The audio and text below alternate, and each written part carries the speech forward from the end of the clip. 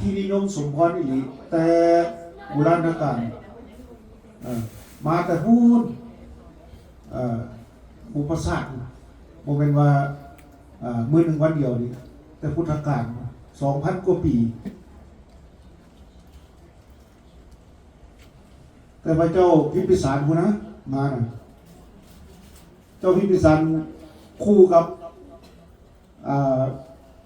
พระพุทธเจ้ากับเจ้าชายสิทธัตถะ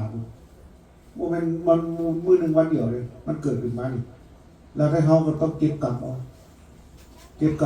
มัดเอาอยากไว้ให้มันแน่นมัดไว้ให้มันแน่นแนวคิดจิตใจเอาบูชาผู้ที่ควรบูชาอีกดีกว่าเราไปบูชาภูเขาเล่ากาต้นไม้ใหญ่ปีศาจนางไม้เอาบูชาผู้มีพระคุณแก่เขาเลยคันเอาบูชาสิ่งเหล่านั้นน่ะสิ่งที่มันบ่เป็นมันเป็นอัปมงคลนั่นน่ะมันมีประโยชน์อย่างคนจะว่าอัปมงคลคัน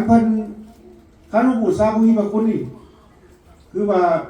มีความกตัญญูกตเวทิตาต่อคุณบิดามารดาปู่ย่าตายายของพวกเขาผู้มีพระคุณทั้งหลายมันจะจัดเข้ามานี่หามาผู้ใดสร้างกรรมอะไรไว้ได้ไปรับกรรมนั้นผู้ใดสร้างดีไว้ก็ได้ไปรับกรรมดีผู้ใดไปสร้างกรรมชั่วไว้ก็ได้รับกรรมชั่วอันนี้ของจริง